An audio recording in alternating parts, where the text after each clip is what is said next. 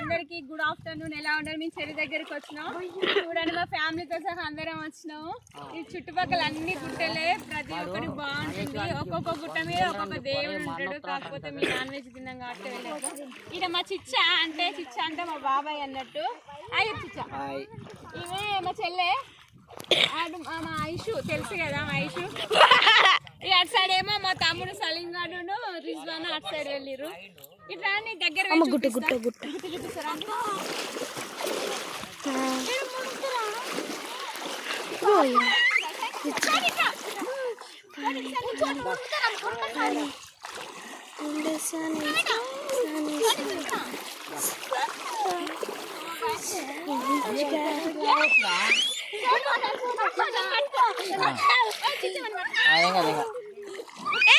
అమ్మ కనిపిస్తలే.